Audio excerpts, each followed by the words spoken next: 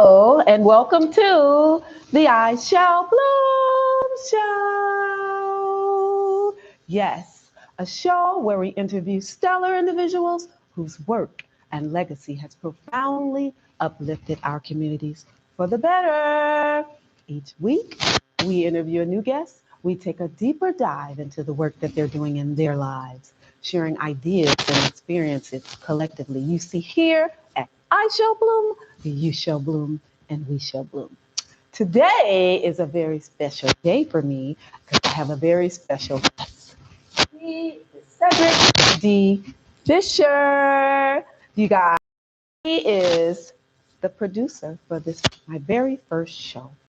He saw something positive in that and he produced it. So I am so excited. Without further ado, I'm going to introduce you to Mr. Cedric D. Fisher.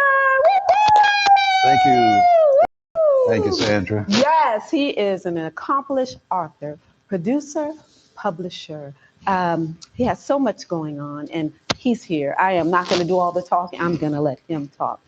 There is so much going on in his life right now. He has a new addition to his life. He's going to talk about that as well. They did that secretly, but here at I Shall Bloom, we're blooming and God has blessed. So again, welcome. Thank you. Glad to be here. Yes. Absolutely. So, yes. I'm going to talk just a little bit about the I Shall Bloom, and then it's about you and your mission for 2024 on to 2025. There's some new things that's changing and coming on.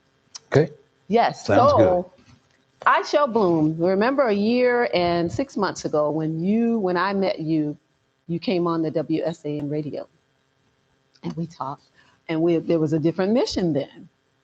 So I moved here. We had our grand opening for WSAN radio, but things didn't work out. God had planned different ways. God is sovereign. So I was kind of feeling down or whatever, but then what did you say? Well, first of all, thanks for having me on the show. It's so good to see you again. It's been about a year, right? It's been, yeah. We both had some changes in our lives and some good, some challenges, but the good news is we're still standing. Still standing. And serving out God's will. Yeah. And let me just first address the show and when I first met. Yes.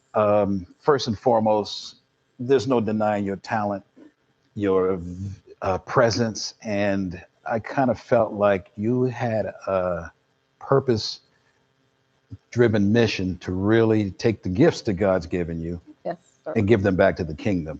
One of those is your great voice, your good presence, and then you were intelligent enough to kind of know you wanted to do this, but you may not have all the expertise. Let me go and find someone who is doing this. Yes. And you reached out to us and my team here. I did.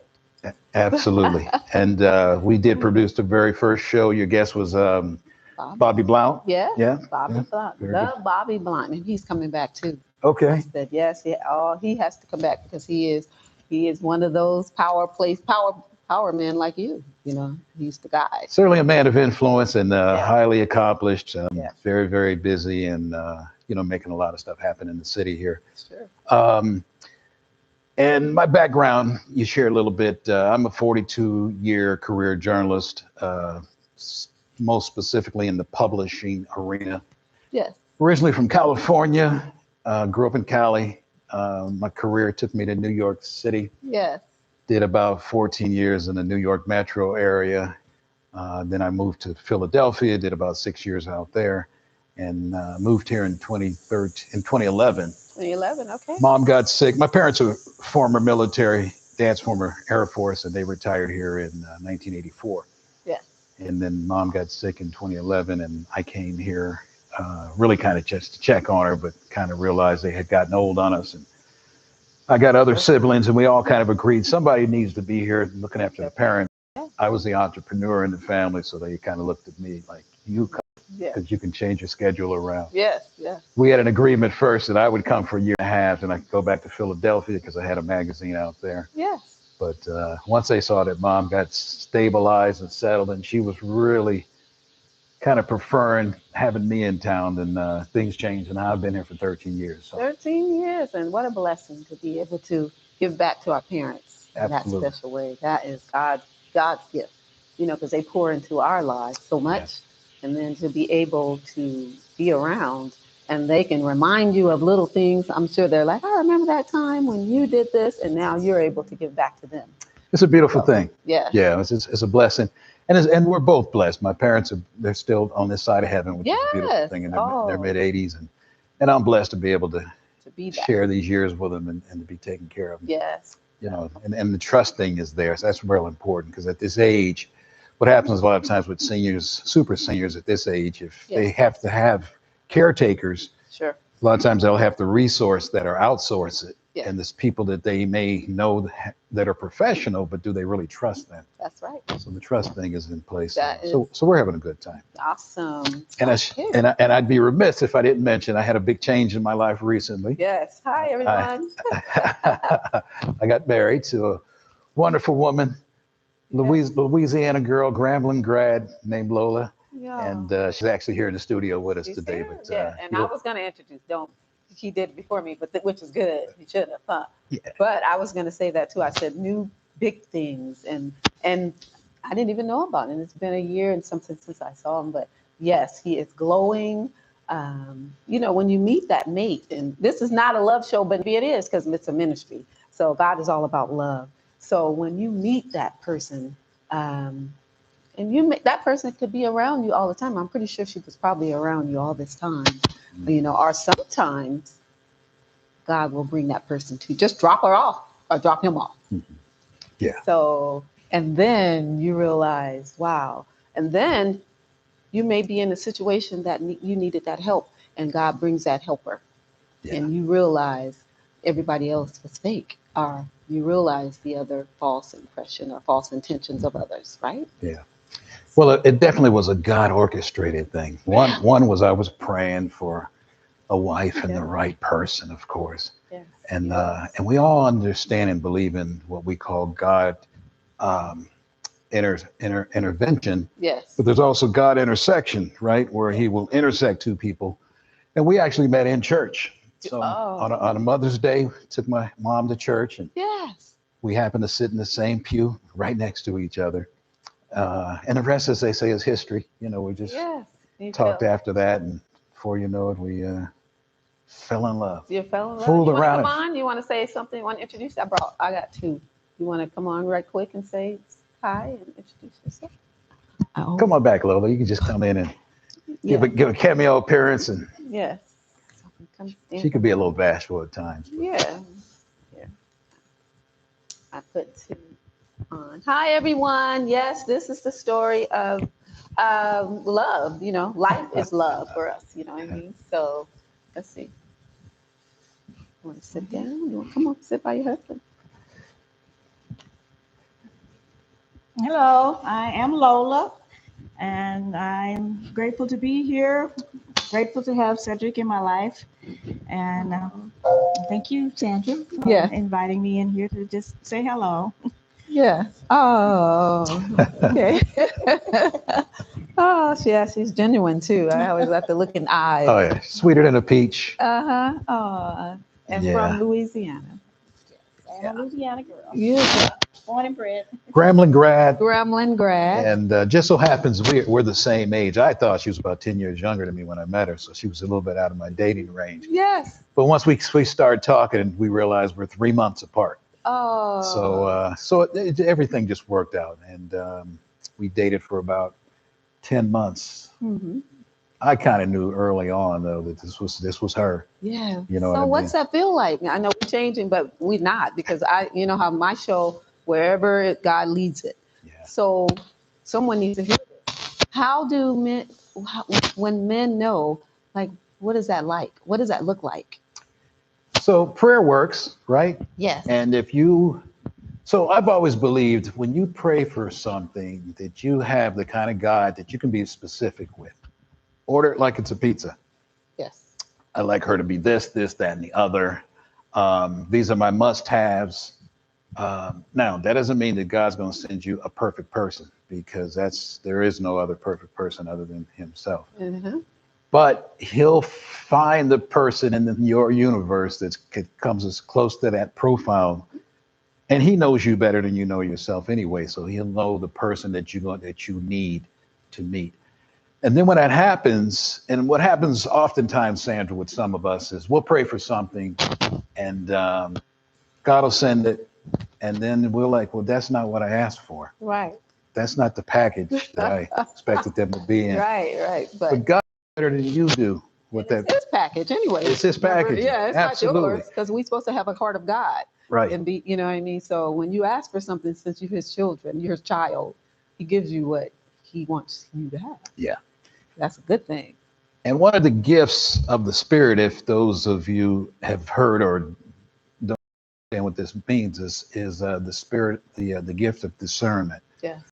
When he does answer your prayer or send you what you've been asking for, even if it doesn't show up looking the way you had envisioned it, study it for a minute and you'll start realizing this is exactly what I was praying for. It just didn't quite look like the person I did.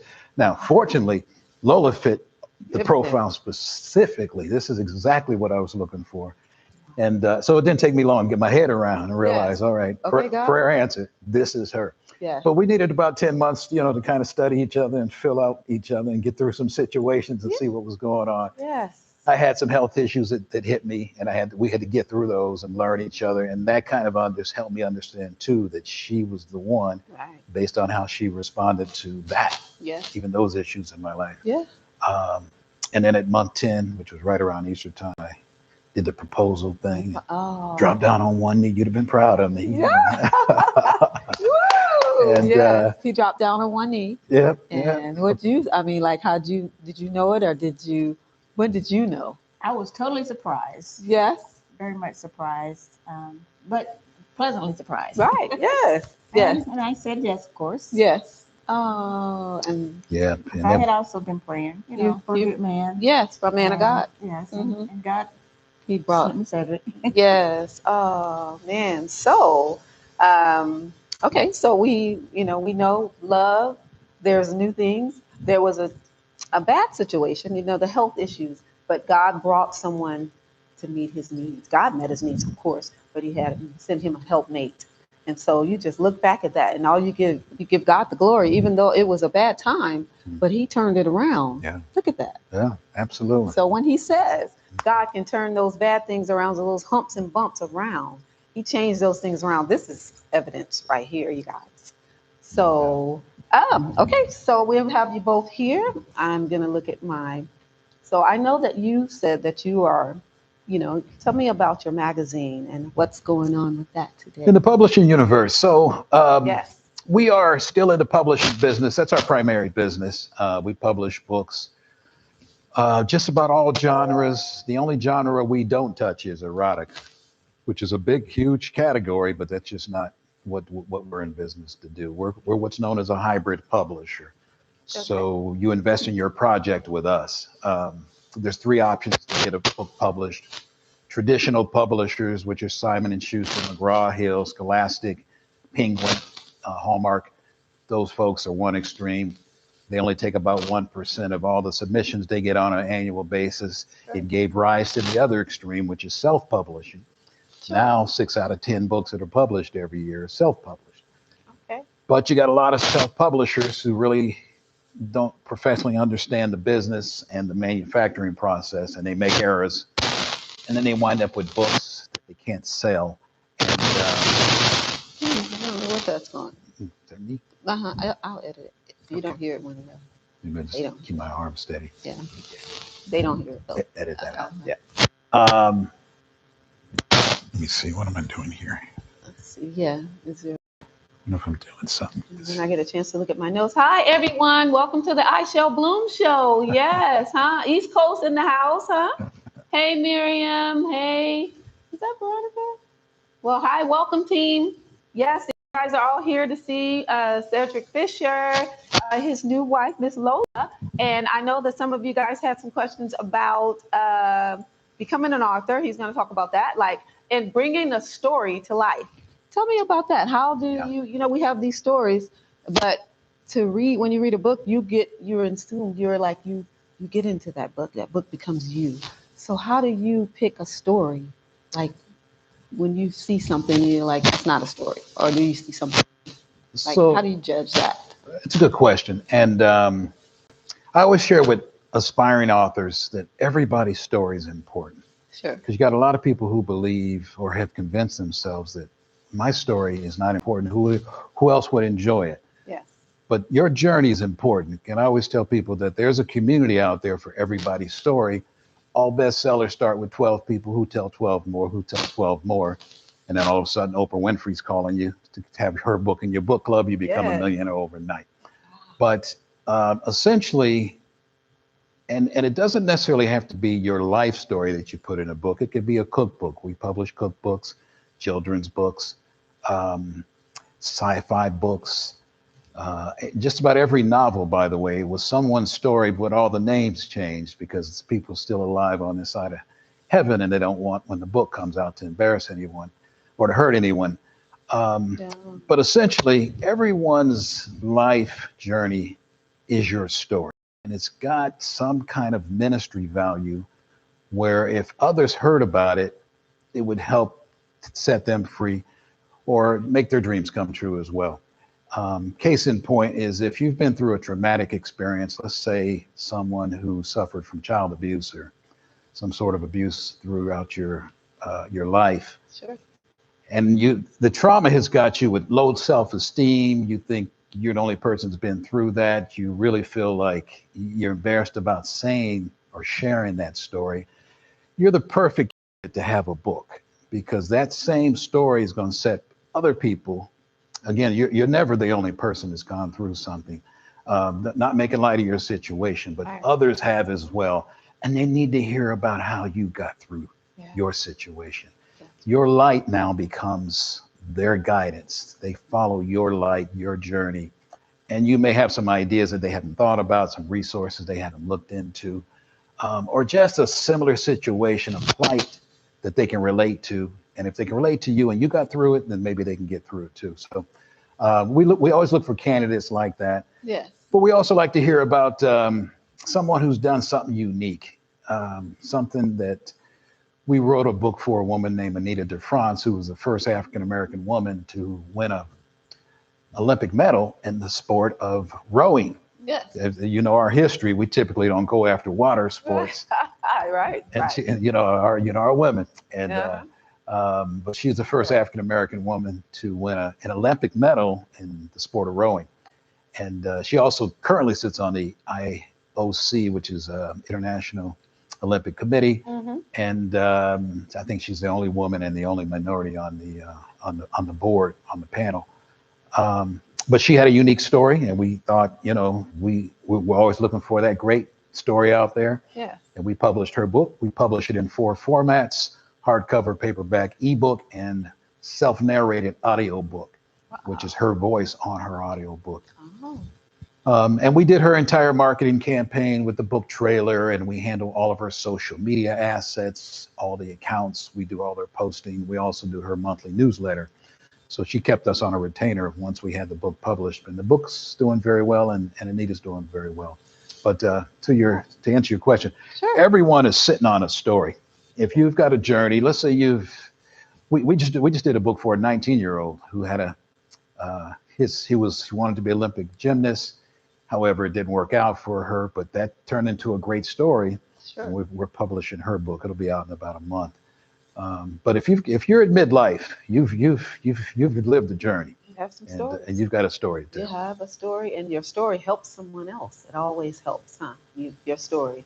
Because sometimes we die holding on to secrets, our pain, but to read that someone has went through what you went through and came out about it, it can be a release. We go to early graves sometime by holding into something that we think that's painful and embarrassing. Yeah. So I always also mention, sorry to cut you off, that if you understand the anatomy of a typical author, it's generally an introverted person who is not very social, maybe, not comfortable in crowds, certainly not is very private. It doesn't like to really share what they've gone through or their life story. The book now becomes just the process of writing the book, which we help you with. We'll hold your hand all the way through the writing process. It becomes therapy now to a person like that, because now you have a voice. You can get that out and you get it on paper. So now you don't have to stand in front of a crowd and tell everyone your story, or get in social media and share all the details of what you've been through. And of course, as professional publishers, we're going to publish that in a professional way. We're going to clean up for all the grammar and punctuation and accuracy of facts and dates and names and photos and everything else, so that you have them now. Now your voice is in a book, and you don't really have to go around sharing with people your story through your mouth. Yes, awesome. So you have published many books. Was there ever a challenge, or what was your most memorable? I know all of them because they're part of you. Yeah. So what was your most memorable book? You know, and one that you just thought was like, I'll never forget this. I mean, all of them are a part of you. Yeah. You know? It's a good question, I would say we're a team, right? And Lola even works for the company. She's an editor. But it's less than 10 of us, but we're a very, very professional team, highly accomplished, skilled, professional journalists. So we all have our favorite project that we worked on. Mine would happen to be, we did a book in 2017 for a guy named Carlos Stanziola. And he was, at the time, an immigrant here from Panama.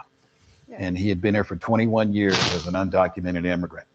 The name of his book is Life of an Immigrant. You'll see it on our website, cedricdfisher.com. Yes. Life of an Immigrant's about a Jamaican gentleman Panamanian gentleman. His family came here from the Noriega regime, if you remember that, in the Panama Canal. We brought Noriega here. We put him in prison. And then a lot of people had to defect and come out of the country. His family came here. They moved to Atlanta first, and they moved to San Antonio, Texas. And for 21 years, he and his family lived here undocumented. And it's a phenomenal story because it tells you detailed things like, if the speed limit is 55 on the highway, when they drive undocumented, they make sure they drive at 52, because they can't risk getting pulled over for anything. But it was a lot of that type stuff, a lot of it looking over your shoulder, things that they couldn't do from that legal aliens or citizens. Sure.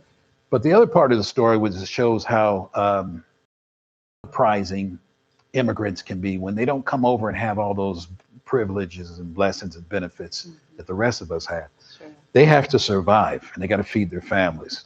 So they don't mind taking, menial jobs, and, doing the work that other people don't want to do.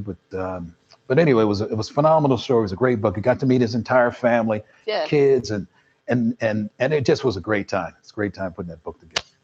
Awesome. So much so, again, so if someone wanted to be an author, I think I probably asked that, but I'm just going to ask it again, and then I'm going to go to the chat. What would be the first thing if someone has a book right now that they're thinking of finally writing, because sometimes we'll hold on to a script for years. Yeah. So. And a lot of people do. Yeah. Yeah. Yeah. So first suggestion would be, first of all, explore or research your publishing options.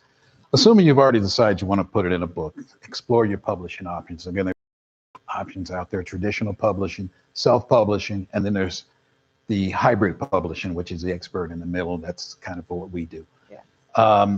But the first thing I would say is just start getting that out of your head, writing it down, taking a voice recorder, putting it next to on your nightstand. Some of your inspiration for your book comes at 2:37 a.m. Yeah. Start recording it and getting that on some kind of a recorder, voice recorder, or a Word document, Google Doc, and just start typing it out.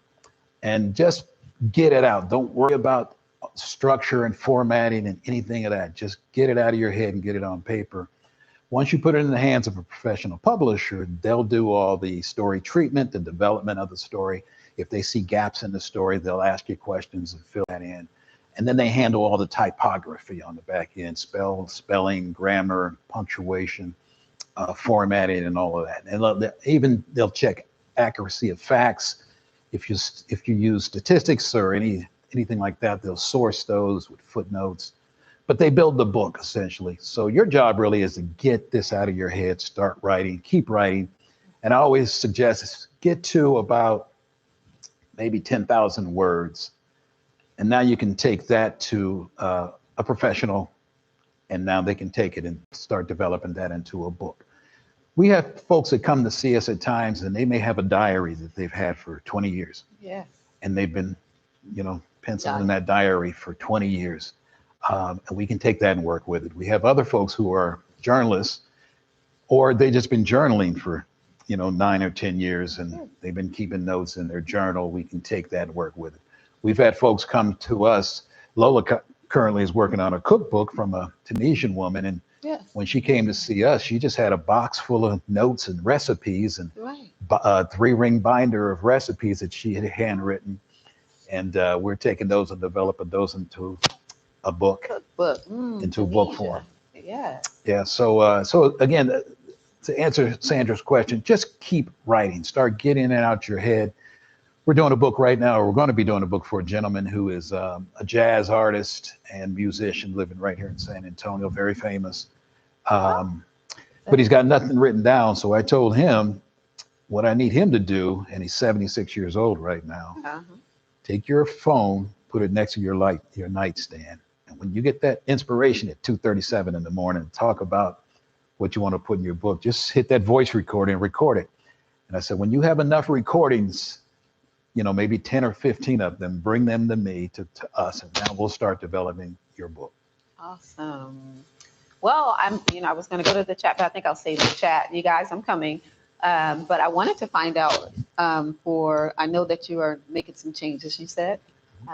You have the magazine in New Mexico. You're kind of all around the world guy, So now there's going to be some changes. Let's talk about that. We took the magazine in New Mexico and we put it on ice for a while. Again, I went through a health situation, so we had to make some adjustments there. So we put that magazine on ice. Still a very good magazine out in New Mexico. Yes, I love it. And it really is about diversity, equity, and inclusion for the state of New Mexico. But one of the things we're really proud about is we had a magazine here in San Antonio years ago called San Antonio's Influence Magazine. You see our logo on the shirts here. And at the time, it was a print magazine, 4-color glossy, real pretty magazine. And it focused on management, leadership, business, and innovation in the city. So we profiled movers and shakers in town. And over time, things changed politically here in Texas. Our company changed, the magazine business kind of changed, and we developed that same magazine into a talk show. And it just so happened we had just launched the talk show before I had some health issues come up. And this is why when I met Sandra and she told me what she wanted to do, I knew her talk show was perfect. There was a void in the industry, in the market, to address some political changes that were happening in the state of Texas. And one of those is Project 2025, which we're all aware of. And a lot of folks just heard about it recently because this is an election season, and it's a big part of some of the elections that are going on.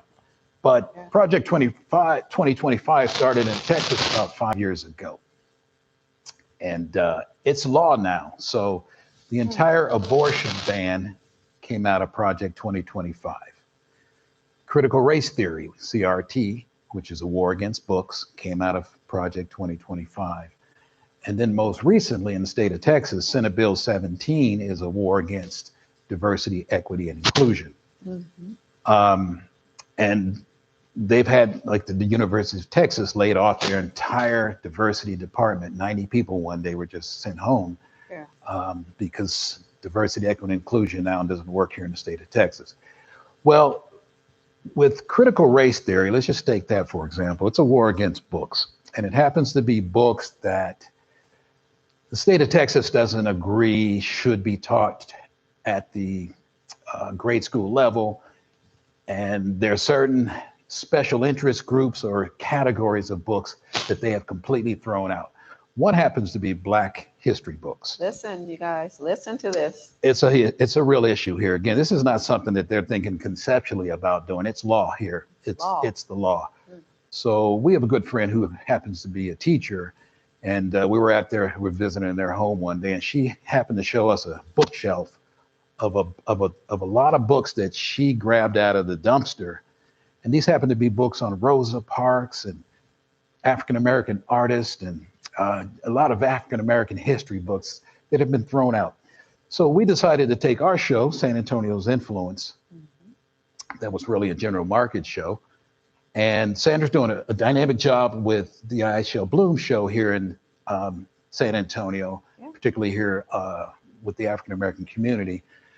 But we wanted to have a show that talked to all of Texas. And it really brought through African-American history. So we've now niched our show in the African-American space. We're not activists. We're not militant. This is not a political show. Sure. It's really just profiling folks that are influential to African-American progress. And it's really bringing through Texas rich Black history, because there's a lot of Black history here. Juneteenth in Galveston is one example. Sandra did a show on that. Yeah. Do you know your history? That's the show for Galveston, or for our African Americans Heritage Show. Absolutely. Yeah. So we're trying to do our bit, and I was sharing with Sandra offline here. When you're gifted as a media executive or a professional journalist, to whom much is given, much is required. You have to now take your voice, your influence, your microphone, your gift of gab, your pencil, and do the work for the kingdom to get information to the people who need it most.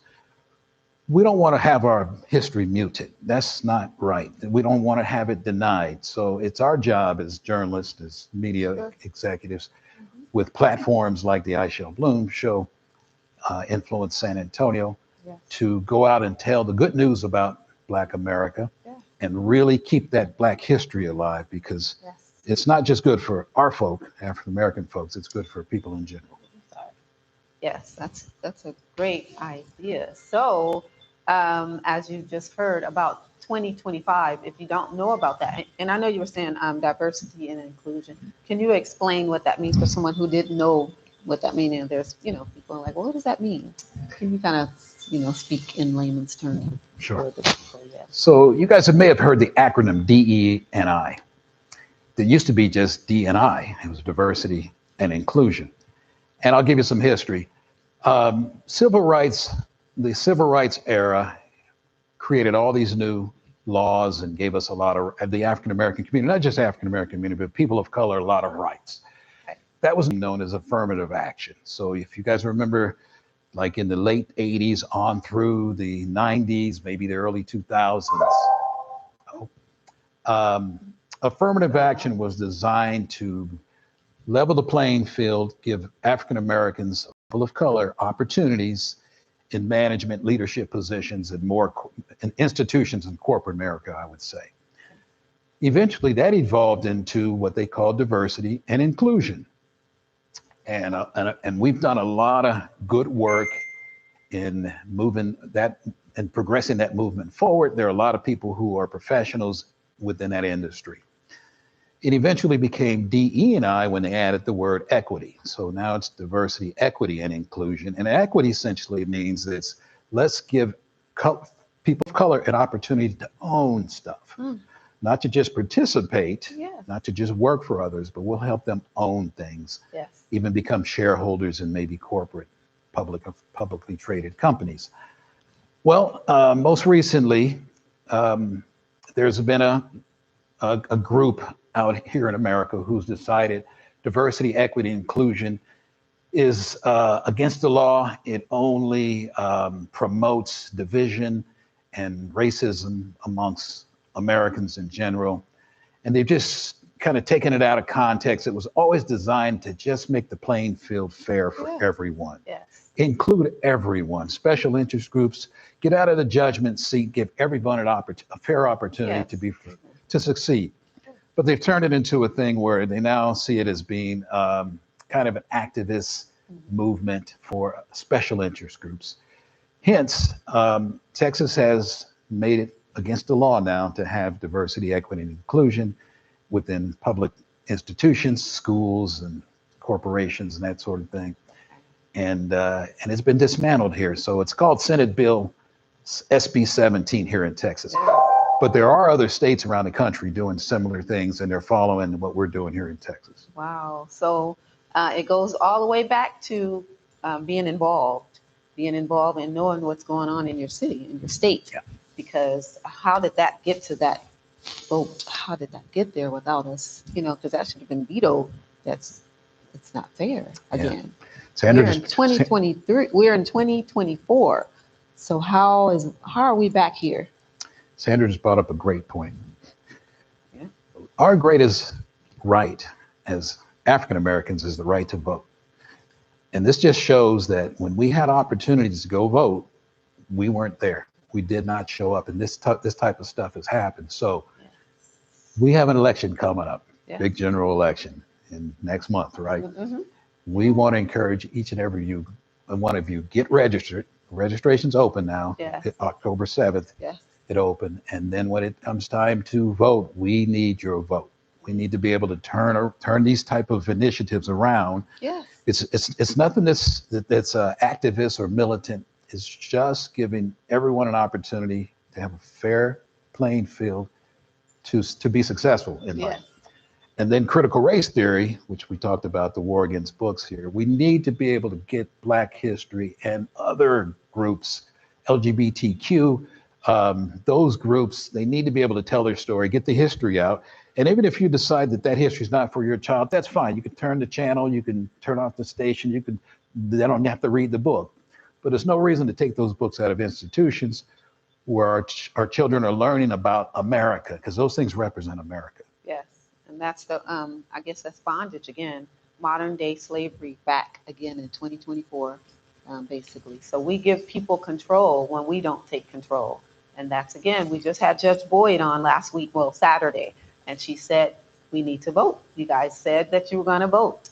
And so we're saying that we need to stand up. We need to fight for the power, we have to fight. Nothing's given to us.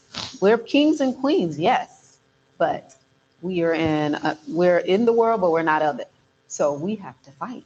And so we can't give our strength away.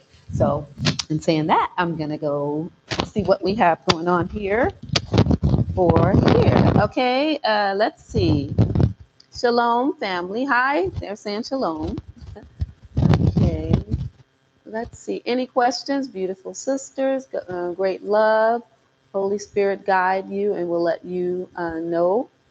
I don't see any questions. Happy Hispanic Heritage Month. Book for educating. Please see next link. Okay, someone put their information in. So we answered the question on how to become an author. So I don't really see any other questions here, but we welcome you guys all for watching, for those who are here. So I don't really see any questions. I wanted to give you a chance to speak too, Miss Lola. And you are the Phoenician book. You're doing the editing. So do you have a niche or something that you know how we all have something, that's my favorite or whatever. What's your niche or what's your favorite? Or you're open, whatever comes, or you're just a potpourri, Well, like Cedric said, I am editor. So Yes. right now I am working with the author. She's from Tanzania. Her name Yes. is Bernadetta. And I am just working with her to get all the recipes that she had collected in her notebook, Yes. getting them into the book, and so we can get her book published. Yes. And we should have that book published. When do you think we should have it published? God willing, by the end of this month. Okay. Certainly by the holidays. So Yes. if you go to our website, you'll see the cover of the book. It's a Tunisian cookbook. So Awesome. and it's a fun thing.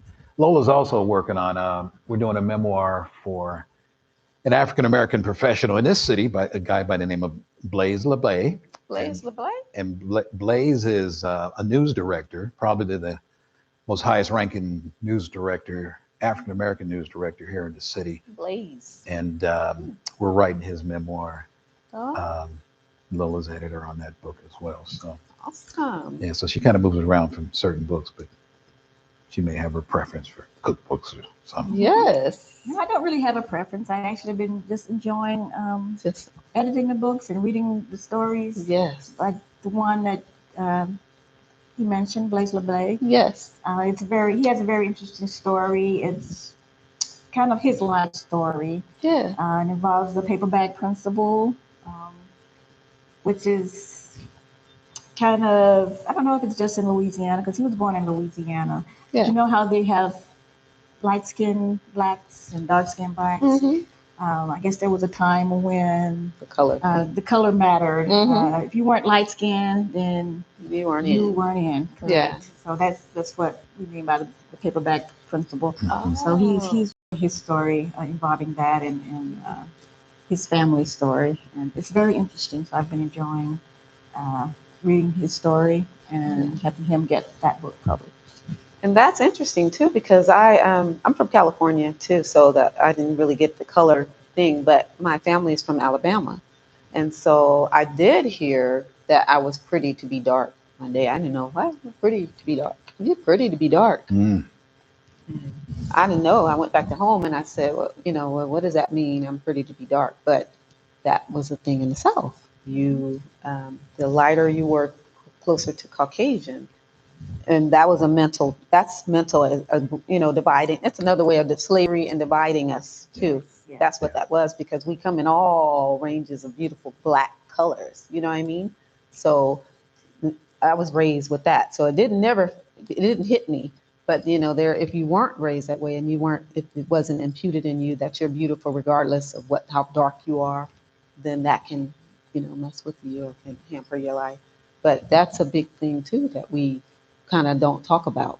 So I applaud him for even bringing that up, because we put that but that exists in the South, it really does. So yeah, it's a real good story too of resilience and overcoming obstacles, particularly when they're right in your household, right? Because for a lot of years, Blaze couldn't even go and participate with the rest of his family because he was dark skinned, but they were his family members. Yeah. So he couldn't show up at events.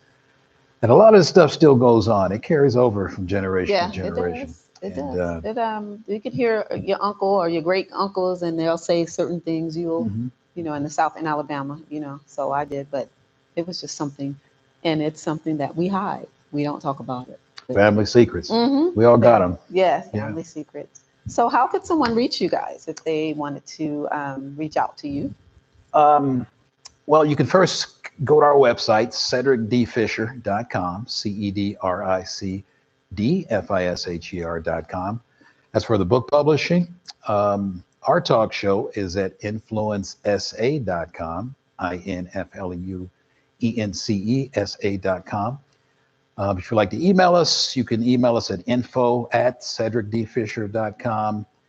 Local phone number 210-763-9674. But you'll find us on Facebook. We're all over the internet. You can do a digital vet. You'll find us everywhere you need to. And of course, we're super fans of Sandra. You can reach out to her. My mentor. and reach us. Yes. This is the next book we need to work on, by the way. Got a phenomenal story. Ooh. And it's not even finished yet, right? No. Oh, man, yes. Yeah, she's still building. She's probably got about 3 to 5 books that we could write about Sandra's great story. Yeah. You asked a question earlier about the books that I kind of prefer specifically, personally. And I prefer nonfiction autobiographies and memoirs. And I really prefer to find a person who took a bad hand and played it well. So like Life of an Immigrant or Blaze's story. Blaze's book is called The Blessings of Forgiveness, right? Yes. The Blessings of Forgiveness. The journey of Blaze LeBay. Yeah, because he had to forgive his family and his father and some things. But he took a bad hand and he played it well. Now he's in the Hall of Fame for African-American professionals. And So those would be the stories I like to hear. So even when I heard your story, we've talked offline about our lives, and yes, and I just know you're sitting on a great book. A book's going to help minister to some other folks in the future.